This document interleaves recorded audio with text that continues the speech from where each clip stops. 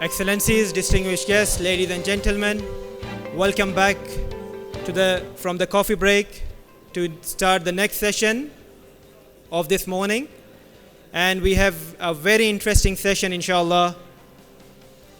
And we have the pleasure of having with us His Excellency Sheikh Mohammed bin Khalifa Al Khalifa, former Minister for Oil and Gas, as well as former Chairman for Naga Holding in the Kingdom of Bahrain.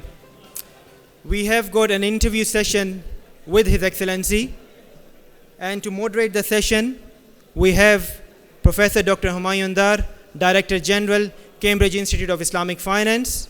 May I invite Dr. Humayun to please join me on the stage. We have a session of about 20 minutes, and the session will be more interactive, and inshallah you'll find it interesting as well, and thought-provoking, inshallah. So the conversation will be about inflation, oil prices, and economic outlook of the region, in line with the theme of the conference. Please join me in welcoming His Excellency Sheikh Mohammed bin Khalifa Al Khalifa, former Minister of Oil and Gas, to join us on the stage.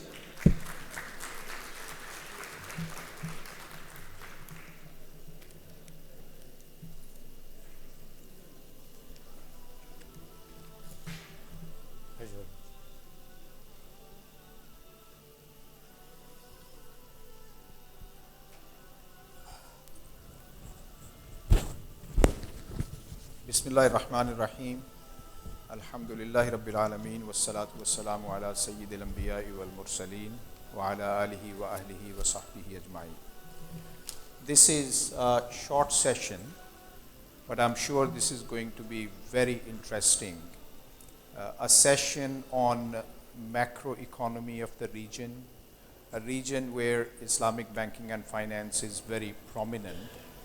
And the region is not prominent only because of the incidence of Islamic banking and finance here, but rather because the GCC region produces about 1/4 of the OIC GDP.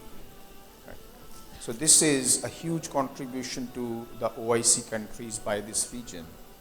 And we are privileged to have His Excellency Sheikh Mohammed bin Khalifa Al Khalifa, former Minister of Oil and Gas and former Chairman of Nagaland in the Kingdom of Bahrain, to give us a rather different perspective on Islamic finance in the context of the macroeconomy of the GCC.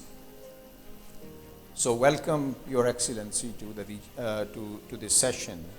And I would like to request you to start with an overall of the GCC economy and its macroeconomy, what is happening in the region, and what do you think is going to be relevant to the region, and how the region is going to be relevant to the wider OIC economy and the global economy. شكرا دكتور همايون. Can you hear me well? Microphone, okay. معالي الشيخ إبراهيم، أصحاب السعادة الحضور الكرام، أسعد الله صباحكم. And thank you very much, Dr. Rahim, for inviting me here today in this important conference. I think if we look at what's happening today, all eyes are on inflation. The world is in conflict. There is the risk of a third world war, as everybody says. And suddenly, life's fundamentals are becoming important, as they should have been a long time ago. So if you look at the oil price, what's unique about this cycle of a high oil price is that it is also coupled with an increasing dollar value. In the past, in the last high oil price cycle, the dollar was at its lowest point compared to the yen and the euro. Now, with quantitative tightening in the US, which is actually a deflationary force, but on the other side, the lack of investment in oil for the past 7 years is making supply scarce. You have an upward force, but it's a clash. And if the current oil price, because of the strong dollar, you should add another $30 to a buyer in Europe or a buyer in Japan, for example. So at $90, a Japanese buyer or a European buyer is paying 120, 130. And that's what's unique about this particular cycle. Now the Fed continues to increase its rates. People are expecting a pivot sometime next year, and they're watching the minutes of the Fed meetings as they come. You also have China going into lockdown from time to time. They have not yet controlled which is ironic, they haven't yet controlled COVID. So, in April, they had a lockdown which took 2 million barrels of oil away. Again, this latest lockdown took another 1.5. And this is why when OPEC preempted the cuts, they were expecting this to happen. But this brings a lot of volatility to the most important commodity in the world, which is oil. And then you've got on the other side the Federal Reserve, which is trying to throw everything it can on monetary policy alone to control inflation. So the dollar is going to become more and more a very difficult commodity, if we can term it that, to the rest of the world. You have raised quite a lot of interesting points already, and if I allow you to stop here. You referred to the oil price inflation, increase in oil prices, and we have been hearing this argument from a number of industry observers that Islamic finance is heavily dependent on petrodollars. So when the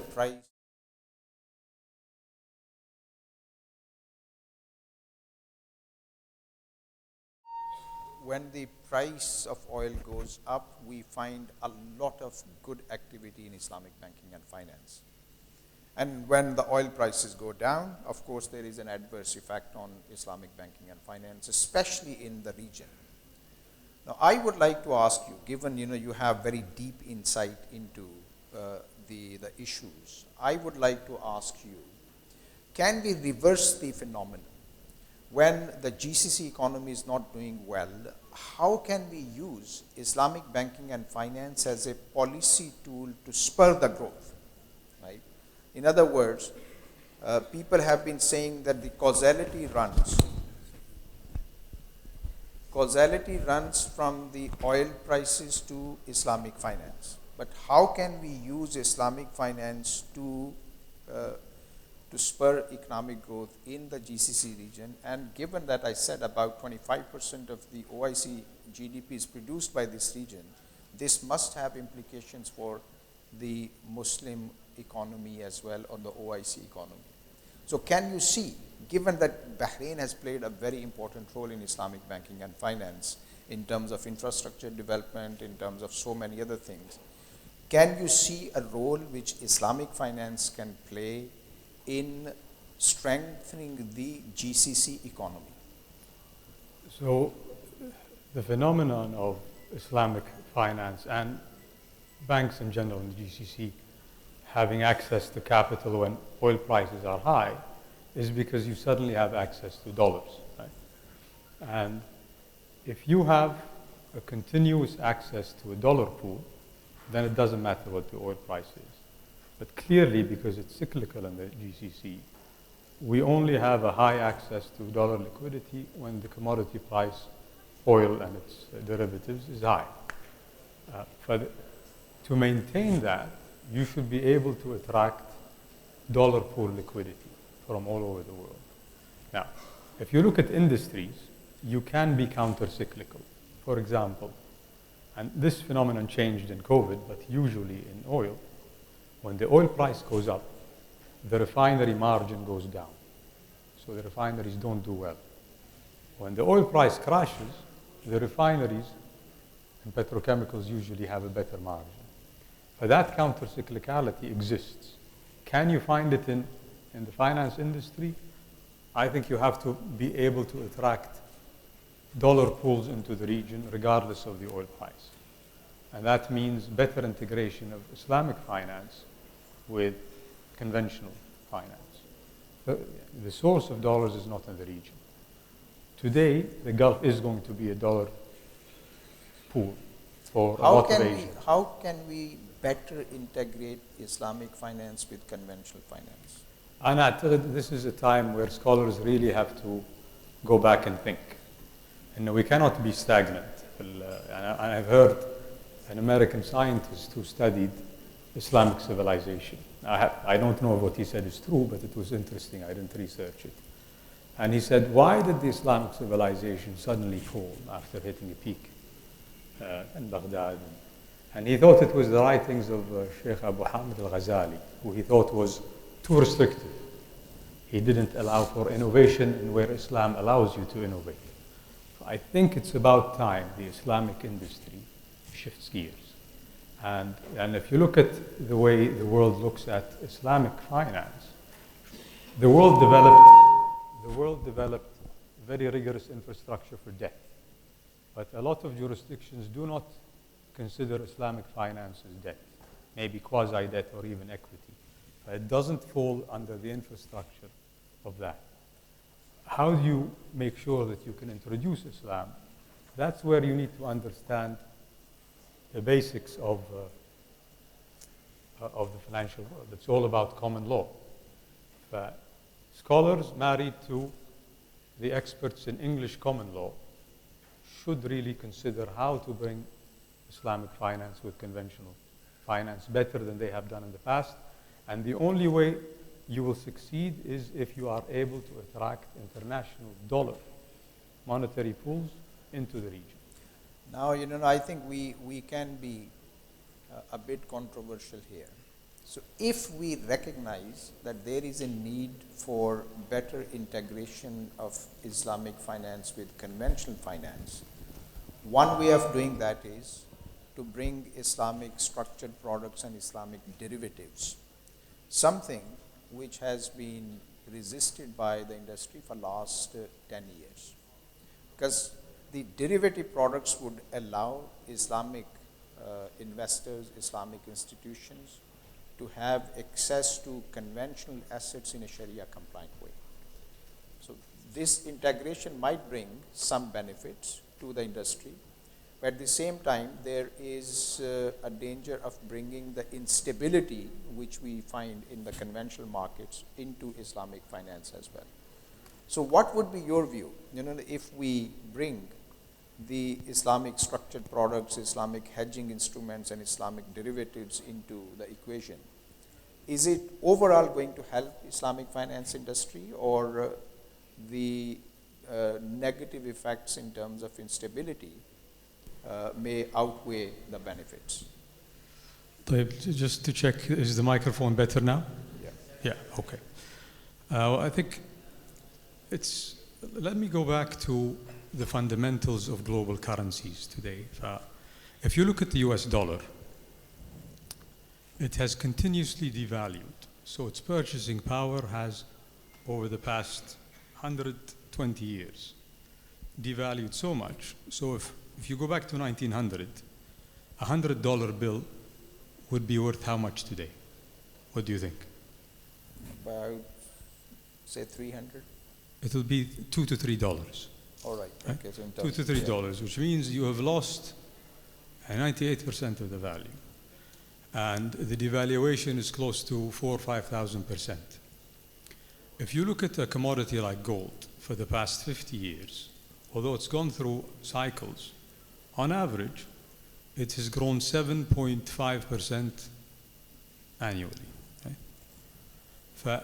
Hypothetically, if I had a currency that was denominated in gold, by giving out Qard Hasan, right, you would have generated 7.5% annually for the past 50 years. And that's a consideration for Islamic finance. You've got the Islamic dollar concept in the Islamic Development Bank, but if you link it to a fixed purchasing power, that could be a way of integrating with a world where you have forever devaluing currencies. And this is where you can bring it together. You can bring, and then if it is commodities, the way you can manage risks is through going into the derivative markets, bay' al-salam, wal-wa'd, etc. And once you understand it and you put the fundamentals, I think this could be a road for developing the financial industry of the Islamic world. And you have to make sure you fully integrate with the international with the international finance system, so that it's not considered a quasi-debt. Today, the Islamic finance system is only a small portion of the global system.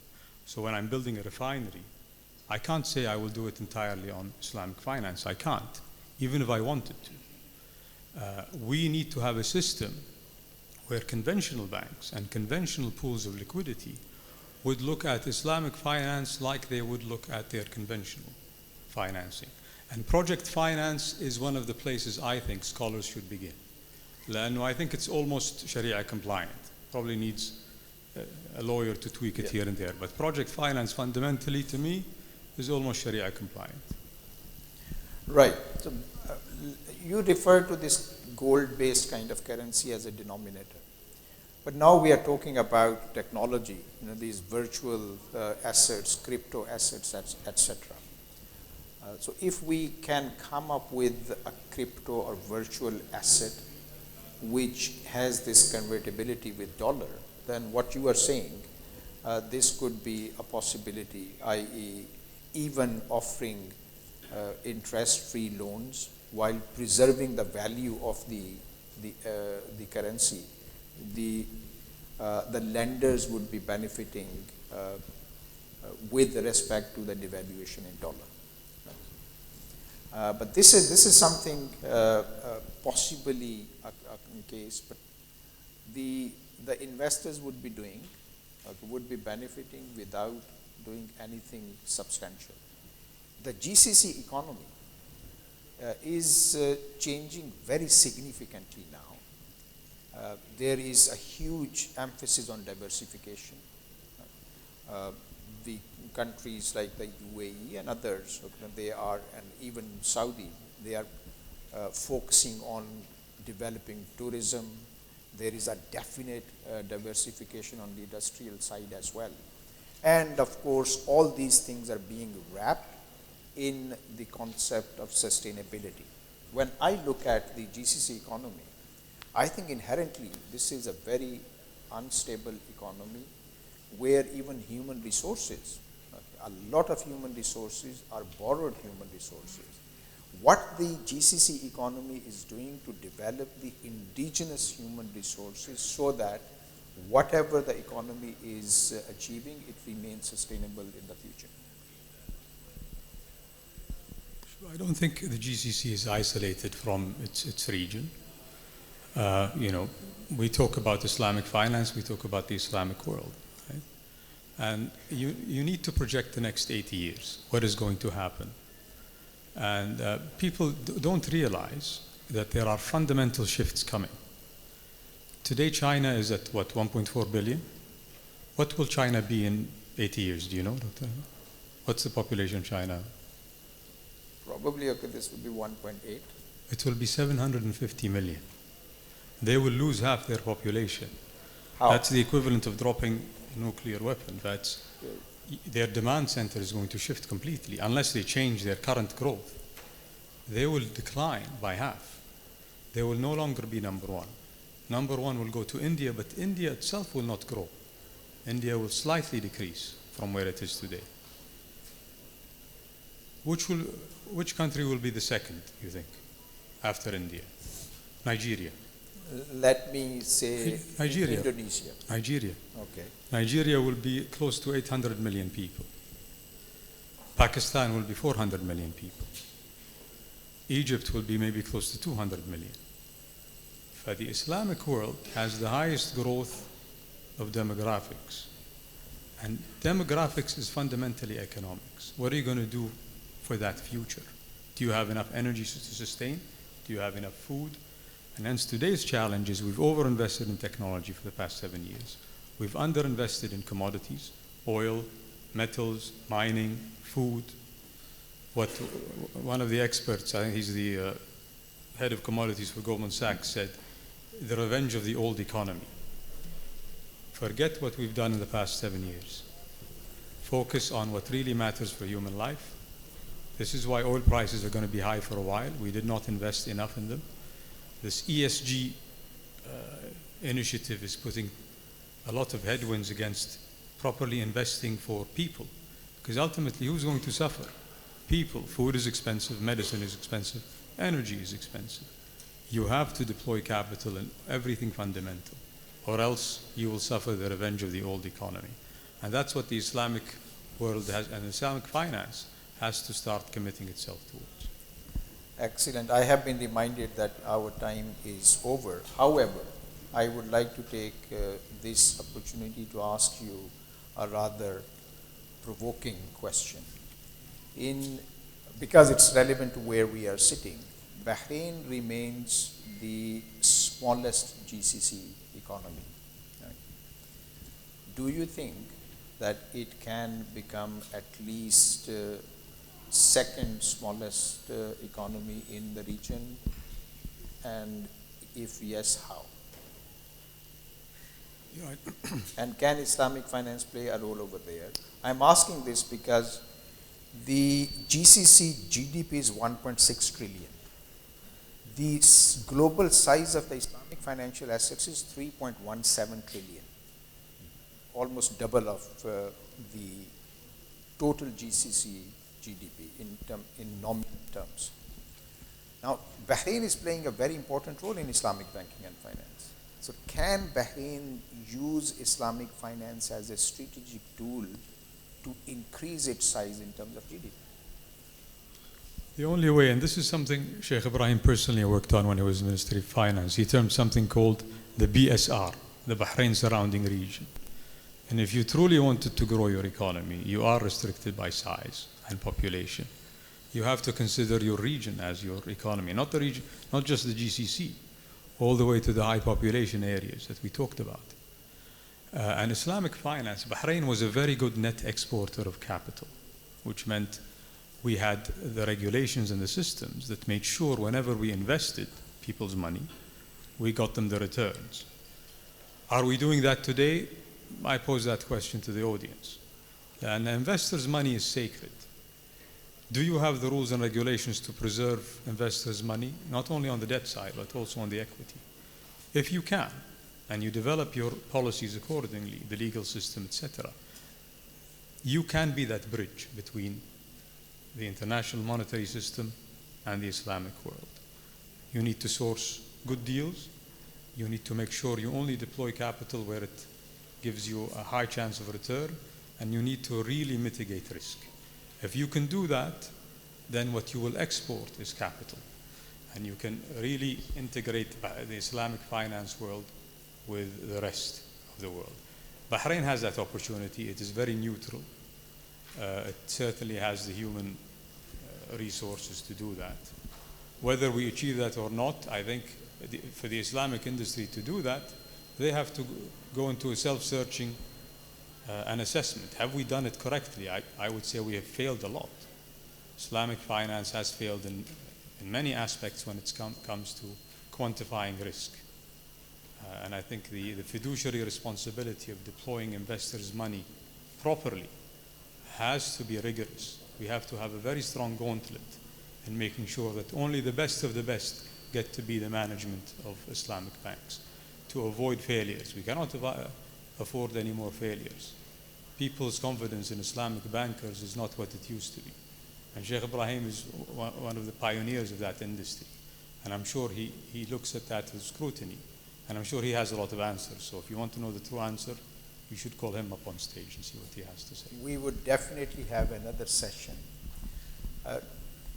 Islamic finance is a phenomenon with global relevance, and definitely its origins in this region. Despite a lot of shortcomings of Islamic banking and finance, it has achieved a lot as well. And Bahrain has played a very important role in this success story. Sheikh Muhammad bin Khalifa al-Khalifa, your thoughts were very deep, and unfortunately we didn't have enough time. So next time I hope the organizers would allocate more time to this session when we or someone sitting on this side and you sitting on this side would be able to explore a lot more. Thank you very much once again.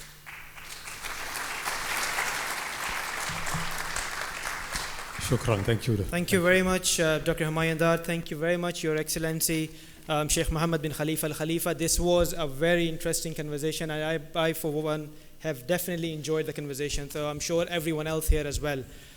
Before we initiate the panel discussion, which is next on the agenda, I would like to request Sheikh Ibrahim bin Khalifa Al-Khalifa to please join us on the stage to present or launch a global Islamic finance report, which is being published by Cambridge Institute of Islamic Finance. Can I also request Sheikh Muhammad to please remain with us?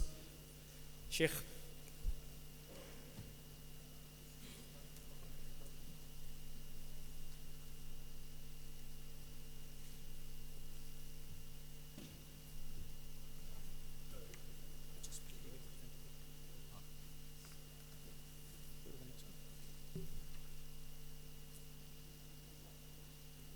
This is one of the most important annual report that is being published from the UK since the year 2010.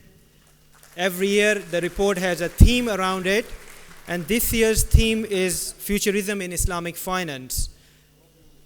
It's a very interesting book. It is available outside for you to pick it up. So is the Islamic Finance Development Indicator report as well, published by Refinitiv.